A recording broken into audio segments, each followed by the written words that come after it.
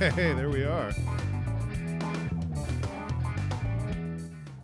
Hell, Hello. welcome to Welcome. Sexy Dad Jokes. Hello.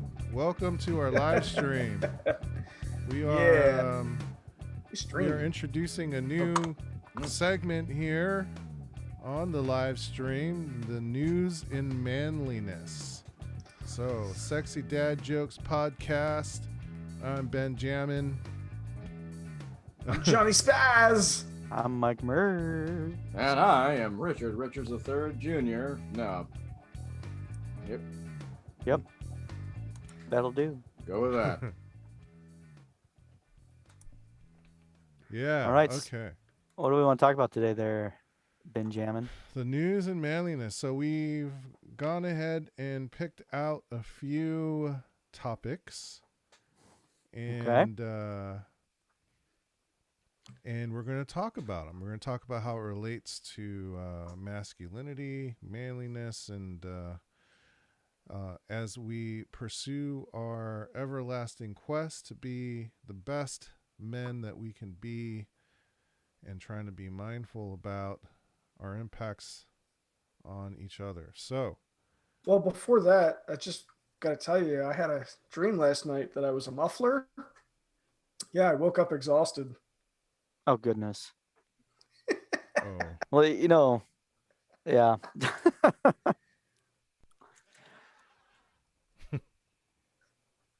Well, so what is in the news today? What were we thinking about talking about? The Olympics chief? Oh, yeah. Looks like we got sorry, I'm a little slow on we the have, draw. A bit slow on the draw. we got a couple of things we're going to talk about. We're talking about Yoshiro Mori, the president of the Tokyo Olympics. We're going to talk about Gina Carano from the Mandalorian a little bit. We're going to talk about breastfeeding and Britney Spears. And although they sound related, they're not. They're two separate stories. Yeah, so lots to cover today. So let's get into it. I think, Murs, you're going to summarize the first piece here. Yeah, so we had the commissioner of the Olympics that are going to be held in Japan. He made some comments and recently had to step down, I guess you could say. So he resigned over the sexist comments. And he basically said something along the lines of, if there were more women on the committee, then they would be competing for time to talk, so they wouldn't get as much done, or the meetings would take longer. I'm trying to find the direct quote. I mean, does he not know that he's misogynist? And if he does, I guess he doesn't care. Maybe. Well, he complained that women caused meetings to run long by talking too much. Right. And he resigned. He's president of the Tokyo Olympic Organizing Committee. Resigned last week after he suggested that women talk too much in meetings. Good Lord. I think I'm more surprised that we're going to have an Olympics during COVID. No, that it hasn't. I saw a couple of articles on that. They don't know if it's going to be delayed or not. And then there were articles about, has it ever been delayed before? Is this something we're going to do? That type of thing. So it doesn't seem like it's concrete. This is happening. Okay. Yeah. Last I heard it was on. So. Well, they have to say it's on in order to keep preparing for it, right? I guess so. If they say it's off, voters happy. We'll stop preparing. And it's interesting coming from Japan in particular as well, because Japan has traditionally been a highly patriarchal society, and to see this play out, it's almost like, we're experiencing culture clashes, and we're witnessing misogynistic behaviors here in America, but to see it in a place like Japan that has had such a tradition of sort of the patriarchy, and the man is sort of placed on a pedestal and women are secondary. But we're also seeing an evolution of our culture here in this country, but also there as well. So it's almost like this clash of sort of the evolution of our cultures and feminist movement, and we're seeing it play out in Japan, which has sort of that patriarchal tradition. So, and how old was he? Is he? 83. 83. So Which- he's coming from a different time as well. Oh, Yeah. completely. You have to think about, he was born in what? I can't do math that well right this second. 38, I think, is what it would have been. Something like that. 1938. And in 1938, there was still an emperor of Japan. Mm-hmm. So that's a monarchy at that point in time. So within his life, there was a monarchy in Japan. Now, he probably doesn't remember it, but he might. And I think that's important. That's an even older, An older tradition of lifestyle. yes, Mhm. exactly. But then at the same time 1937. as well, he's also gone through, I mean, Japan itself, you jump at least 20 years after he was born. Japan itself has gone through quite the changes, especially after World War II and, everything that came with that. Significant change, yeah. Very. So you have a kind of a battle of demographics or age groups. He's I quite, think. Yeah. And he kind of addressed that too. He said, Right. let me see. It's Yeah, he he said, responded to it and brought up his age as part of sort of his explanation of why he was. His I- reasoning, essentially. I kind of see it maybe not as an explanation, but old people, he said, quote, old people are also doing well for the sake of Japan and the world. I feel extremely unhappy that older people are said to be bad, but it may go nowhere if I complain, unquote. And I guess what he's saying is like, or at least the way that I take that phrase or that what he's saying is old people still have stuff to offer. Don't just throw us out yet. Even though we may have these old, more archaic ways of thinking.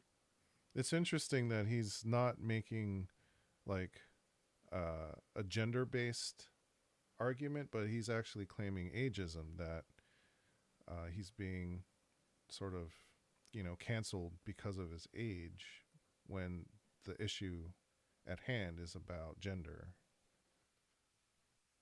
Yeah, I think that's a pretty common response to go, hey, look, what do you know about it?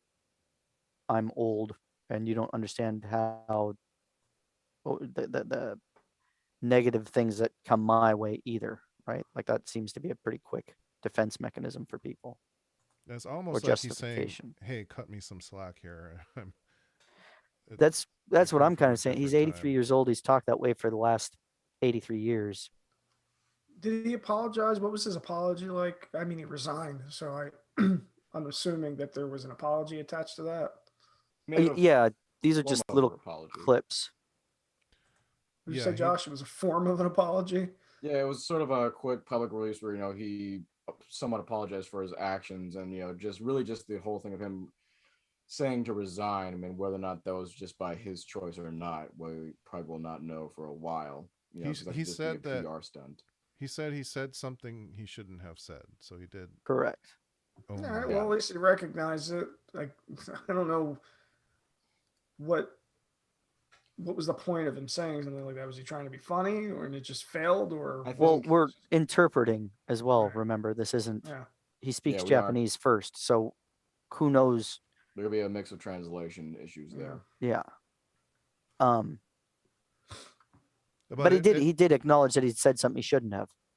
Yes. It kind of reminds me of, if you remember, we had a listener chime in about MERS, your story, and I think it was episode 1 or 2, talking about when you got called out for saying "you guys." Yeah. So there was that room, and there was 10, 15 of us in there, all different, from all different places and all different genders, right? So I just said, "You guys, let's go." And yeah, I mean that. Though I wasn't like, it wasn't instantaneous, like you're kicked out, but it was very harsh, like immediate You can't say that here. And, you know, being the person that I am, that's all right. I can handle it, but not necessarily.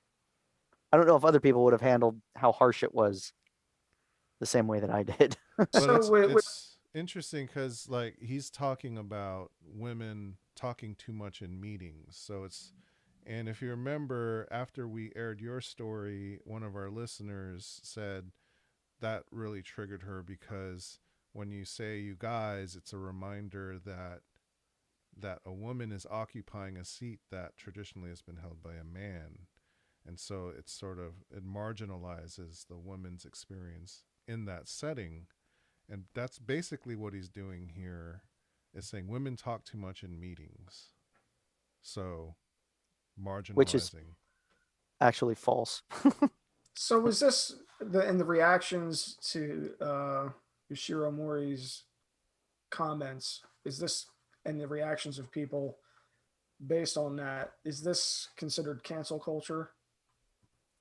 And there's a very good argument for it. I mean, because of the fact that we have this monster out there that's called social media, and that the minute something gets out there, and if there's a lot of focus on it, that it can spread like wildfire, it can never truly be removed. But the minute that this got out on the internet, especially on Twitter or something like that, then it's complete open season for people to just voice their opinions, and then have news groups hear the outcries on the internet and then make a quick article about it in 5 minutes, and then just suddenly there's just no turning back from it, man, because of people being able to voice their opinions on the internet so freely, which isn't overall a bad thing. It, got to the Olympics committee, and then that's when, unfortunately, Yoshiro Mori's, comments, his baggage ended up coming to the Olympic organizing committee, and it became their problem. And that became, that was a no-no for them. Essentially. I believe he said it in a stream, Hmm. in a committee streaming meeting. So they were streaming a meeting, and he said it during that, which is So also he's not just his own person, he's representing an institution, an organization. correct. Well, and that kind of brings us to what were we talking about? The other one, Josh? For an upcoming topic about sort of staying in the theme of cancel culture. Granted, this is a little bit older news, but it's still very relevant and very important right now. With Gina Carano, former UFC fighter, and a lot of people nowadays know her as Cara Dune, or know her for playing the character of Cara Dune in the very popular titan of a show on Disney Plus called The Mandalorian, the first ever Star Wars TV show. And Gina Carano has had a bit of a rough few months when it comes to her and public relations, because she has been very vocal on the internet. Again, going to the whole mention of having a freedom of speech on the internet. But because it gets out there, and if there's a following, then instantly there will be a reaction. It's as if you dip your toe into a pond, you will instantly see a ripple. And that's what's happened here on the social media aspect, where Gina Carano has made many, many questionable, controversial comments and images, memes, so on and so forth, that would receive a lot of negative backlash from a very large amount of different perspectives. And a lot of the things happened in November. A lot of this happened in November of 2020, where there were mentions of things, say, posting memes about the Democrats are now having us wear masks and blindfolds to hide us from what's really going on, or and then also supporting that the election might have been a fraud, and that there was voter fraud, and there's got to be a heavier emphasis on making sure this doesn't happen again, and potential ribbing and insults against the transgender community and he's, her, and pronouns, so on and so forth. And up until now, February of this year, she made a comment that basically implied that being a Republican in the modern era is like being a Jew during World War II, where you can be beaten and called out because of your beliefs. And it's very hard to be a Republican nowadays. And she shared a picture of a woman in Europe being chased down by her own people and being beaten because she was a Jew. And that was the straw that broke the camel's back. And she got fired. Gina Carano got fired from Disney and she was let go by her agency. And the unfortunate thing, not the unfortunate thing, but the thing was that this was a months long thing. And Disney didn't just go right out and fire her back in November. They gave her plenty of warnings. They gave her plenty of times just through her agency to say that we have concerns that you are not creating a good image as a representative of Disney. Disney, not just Gina Carano. And then ultimately in December, they had a sit down meeting to say, okay, you need to make a public apology, Gina, because this is just not okay for our business. We don't want this negative outlook because of you on our business. We don't want to get yelled at because of your opinions, because you are a representative of our brands and of our business. Gina agreed, but then went back to her old ways and just said what she said about the Republican Jew relations thing. And then that was it. And now she's fired. And hence now we have seen a cancel culture backlash of people not appreciating someone's personal points of views, no matter how old that point of view may have been made, what Right. time was made, or what have you. And ultimately somebody's lost their livelihood from it because of the fact that it's now out there on the media, on the internet for people to be aware of and then immediately respond to. And Well, she's saying she's she's it, being persecuted and canceled out, just yeah, like that's the those. Jews were by Nazis. Yeah. It's a cry of persecution. I mean, when you're equating it to something like the Holocaust, I mean, Well, I figure she Very- doesn't That's a really know what bit the much. Holocaust. Yeah. why does she feel persecuted? That's a good question. It just Yeah. doesn't seem that she knows much about the Holocaust. Not Well, about the Holocaust, but at the same time, she's. yeah. Go I ahead, think she's Johnny. using. I think she's using something as a comparison to show how persecuted she feels, and that Mhm. seems to be the easiest link for someone. Maybe I don't know her history and what her experience in any of this and why that would be her go-to for that. I think Mhm. there's plenty of other things that could fall under the persecution category that wouldn't have to be equated to the Holocaust. I think that's a tad extreme. It's very extreme in a lot of regards. I mean, that's unfortunately the analogy that she brought it up to. And there could be, as you brought up, Johnny, numerous other ways of her saying that, being someone with Republican point of views could be, persecuted, not persecuted, but, not be given a lot of fair say because she's Republican nowadays.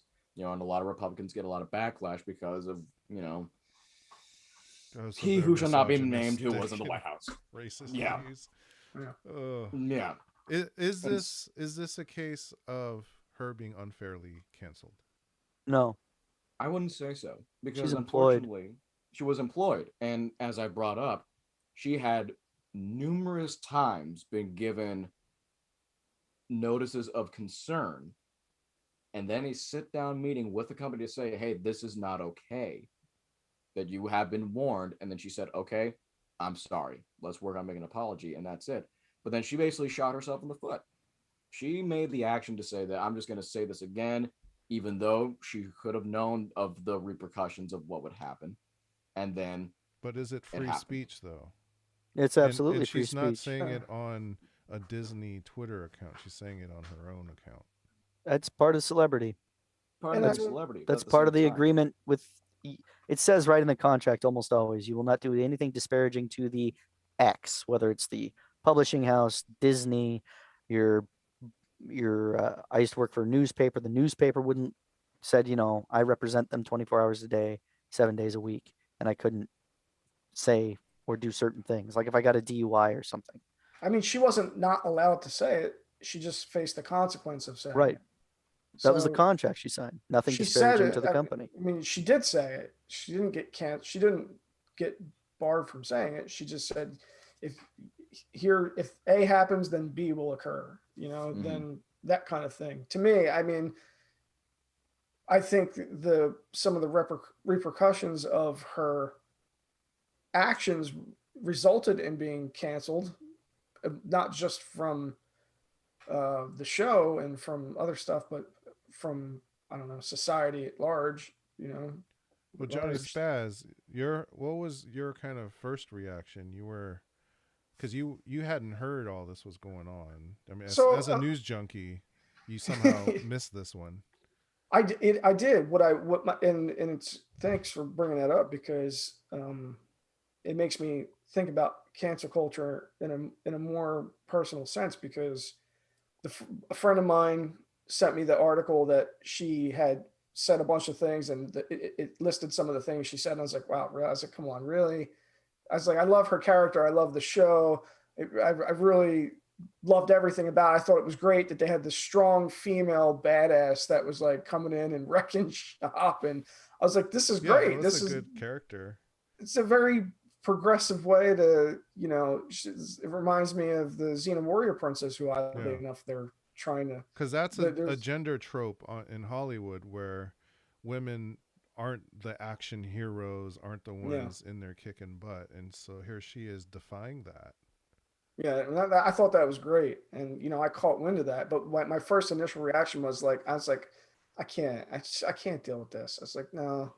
I was like, I didn't hear anything about the nuance of the story. I just reacted to essentially the headline, you know. And it wasn't until we started talking more about it as a collective where I was like, oh wow. So I didn't know that she got warned, and it changed my view of it. Where Mm. I went from one kind of extreme view to it like, wow, okay, that's, I mean, if you're gonna if you're gonna shoot yourself in the foot that way, I mean, I can't feel for those people. I mean, you really just, I wish that I was in a position. I shouldn't say I wish, but wouldn't it be great if you were in a position where you're on this awesome like show that's transcended time and it's been around since the 70s, where you can be part of something and employed by Disney and you get all the things associated with that just to say these, Yeah. I mean, somewhat Well, nonsensical yeah. things or extreme uh, comparisons of persecution.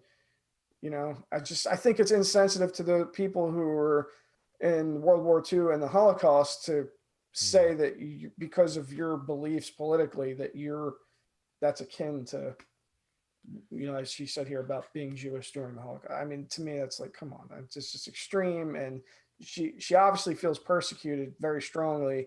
And I think there's other issues at hand there.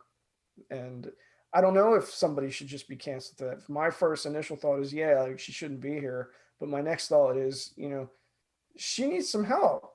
Mm.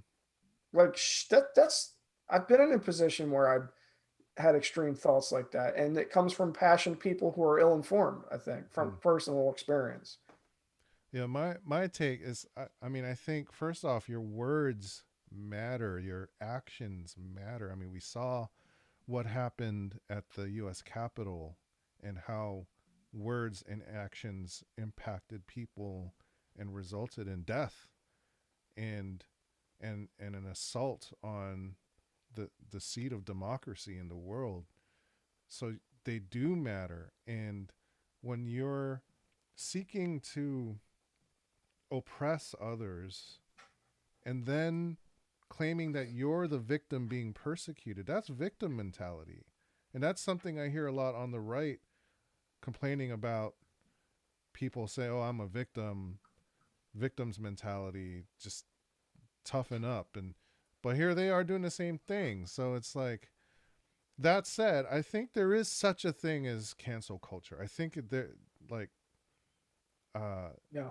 maybe sometimes it does get a little overzealous. Like, I concede that, and I've seen it, and I've even experienced it in some ways. So I think that's something we need to be aware of, especially folks who are more sort of progressive and left leaning, to kind of check ourselves and our on our own rage. But a lot of the times the rage is deserved, like, and there needs to be consequences to your words and actions that do indeed matter.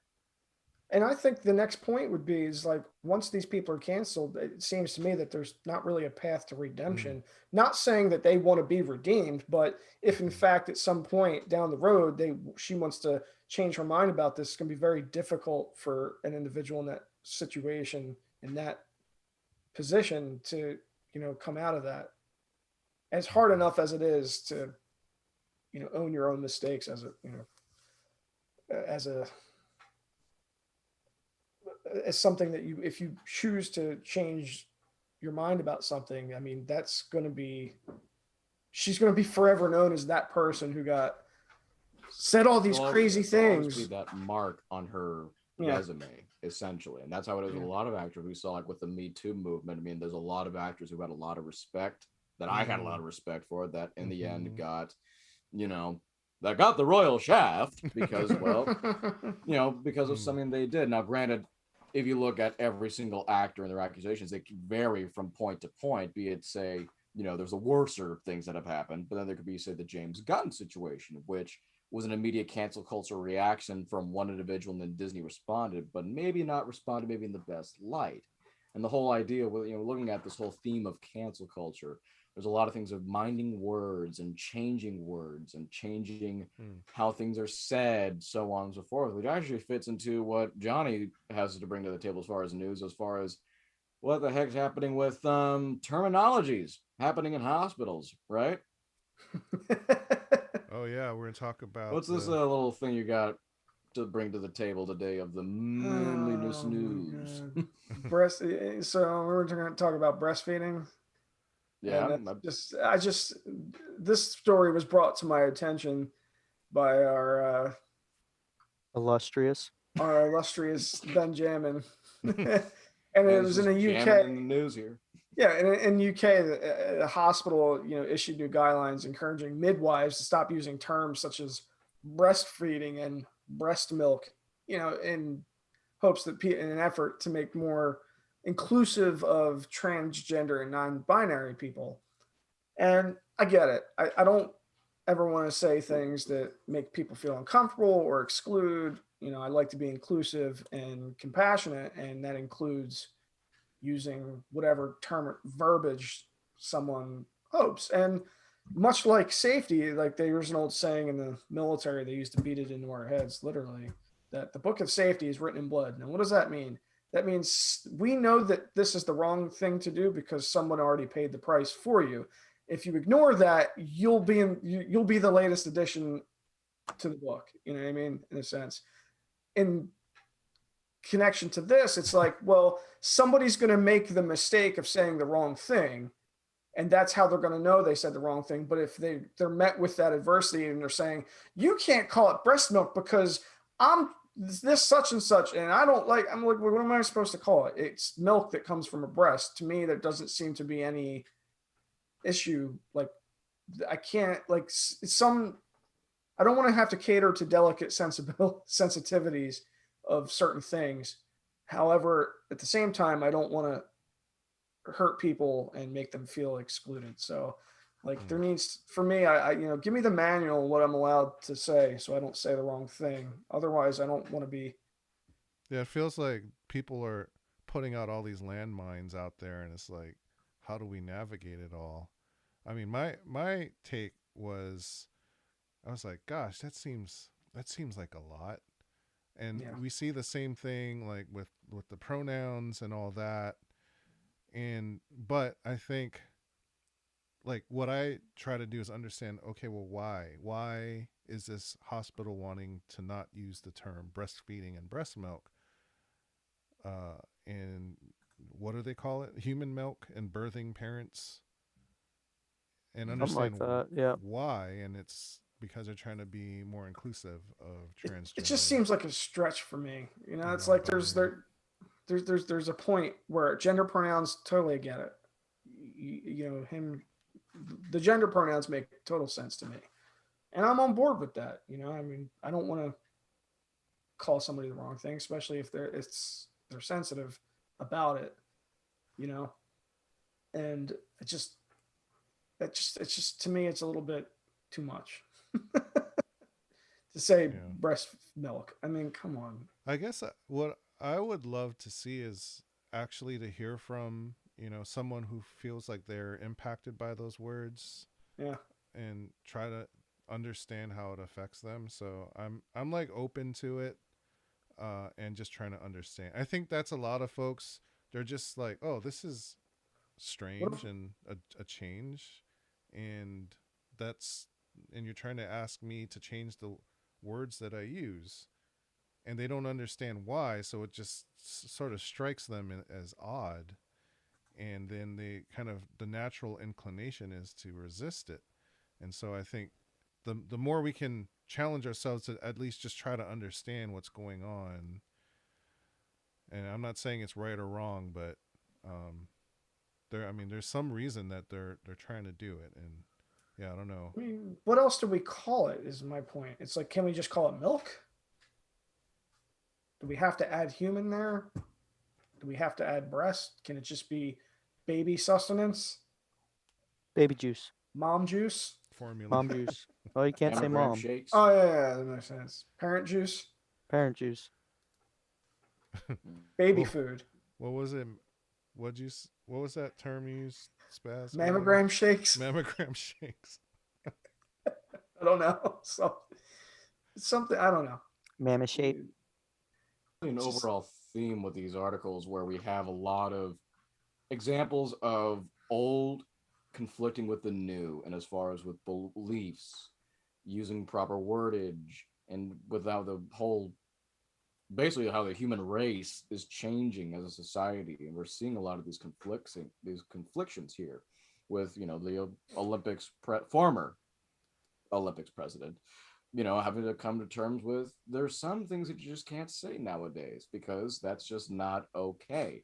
Much like also with Gina Carano, there's some things that you can say that are just not okay, and those may be of a different era, or could just be wrong in general. And here we're seeing, the Brighton and Sussex University Hospital NHS Trust is trying to build a bridge of inclusiveness.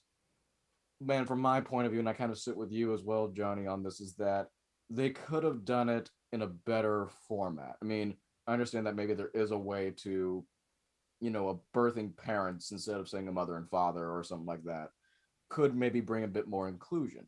Just say But parent. maybe a parent, right? And when does a joke become a dad joke? When it becomes a parent, right? Yeah. Hey, That's 20 push-ups to repeat. I'm not gonna do no goddamn push. I gotta work. I have to actually go to work. Okay, Dude, Spaz, come like, on. you shush your face. I'm shaking my head now. Okay, but anyway, What? but it's gonna be interesting to see what happens with this, because this literally just came out of the. I'm gonna stop what I'm gonna say. I'm gonna say this just came out of the oven. I'll say that instead. All in favor of changing the phrase male ejaculate to baby batter, say aye. What? I don't know about that. Well, if we're changing all the things, Wow. come on. I want to change things. Well, that's Baby a lot batter. of news to cover there. Ben, what do you have to bring to this, age of news? Well, so Speaking of dads, let's talk about Britney Spears. yeah, the last thing we're gonna talk about in our news and manliness here. First though, I want to say, Josh, you know how you're talking about how there's people from a different time, Mhm. and that's sort of the character of Square 50's guy, Richard Richards III Jr. Mhm. is sort of is kind of a tool that we use in our podcast to offer up this person who comes from this different time, and to kind of look at him to provide us a contrast. Mhm. And so I think a big part of the show is about us evolving and growing as men. Yeah. And as men, we have to allow ourselves to open ourselves up to new ways of thinking and new evolving trends and whatnot. So I think that's part of like our challenge to be better men, is about opening our minds. So anyways, Britney Spears. So I think a lot of folks know Britney Spears blew up big time in the 90s. Blew up? 2000s. Oh no, she's alive and well. Well, alive anyways, but then she had some hard times, and her estate was control of her estate was transferred to her father, And just recently, Superior Court judge in LA, in a hearing, overruled her father's objections and basically gave control of the estate back to Britney. And meanwhile, so this is all going on. Meanwhile, Justin Timberlake comes out and puts out this apology saying, I haven't, I don't actually have the article here, but, oh, wait, actually, let me call it real quick. But he basically is saying, like, I've, like, wronged people and I'm sorry. And which I thought, and obviously Justin Timberlake dated Britney Spears for a while back in the day, and then there was, the "Cry Me a River" song, which is sort of like his Is that about her? notoriously famous, revenge song. It is about her, allegedly. And waiting for this stupid thing to load. But yeah, so he basically came out recently and apologized and said, I've been less than perfect. I'm sorry, I don't have the words right in front of me, but and I thought that was really interesting. He also apologized about the wardrobe malfunction with Janet Jackson in the Super Bowl. And so I just thought it was like interesting that he's like out there trying to apologize, but it just seems like kind of half-hearted and a little late late to the party. So my take is just like, JT, I appreciate you getting woked up, but it feels a little too late and people have been impacted. He, after the wardrobe malfunction, he got to headline another Super Bowl halftime show. And meanwhile, Janet Jackson, she got full on blacklisted after that, and it wasn't even her fault. So, okay, I finally got the thing up here. My computer's going crazy with this live stream. But no. I was looking for it. I couldn't find it. Yeah, it's not fully. Anyways, so she got blacklisted while he got to play the Super Bowl again. Not to mention, JT is out there appropriating R&B, traditionally a black form of music. So, he's had real lasting impacts on these human beings. And now he's coming in and trying to take responsibility. And, I give him credit for owning, at least making an attempt to try to own what he needed to own. But it's not enough, in my opinion. And, I think a real man takes care of those around him and leaves people better than when they found him. So on to that, JT, you failed. But I think you do have a path to redemption, but you got to do the work. And it's not just going to come from one interview or one article. Like it's a lifetime. Mm-hmm. Oh, okay. I finally got it here. I specifically want to apologize to Britney Spears and Janet Jackson, both individually, because I care for and respect these women, and I know I failed. Oh, it was an Instagram post. So it's like right. one Instagram post isn't going to redeem you, but it's a start. Yeah. Journey of 1,000 miles begins with a single step. Whoa, that's deep. It's true. Exactly. And that's, I think, an overall thing we can look at here is that we have these individuals that we talked about. And, some of them have said some worse things than others, but if people get canceled out because of cancel culture, we can always hope that we can see them again once we've truly seen their redemption arc, if you will. But as you brought up, Ben, that could take some time. Could take a long time even for that to to happen, right? And all we can hope that to be better men, that when that redemption has come for these individuals, that instead of looking to just the past and judging them on that we can look at them and say, well, yeah, you messed up, but I can tell you're better, and let's begin anew. That is how I would say a real man would be when it comes to bringing back a member into his pack, if you will. That's a good way to put it. Any final words, gentlemen? What? Hey, why do they call it almond milk? I'm not gonna do it. Do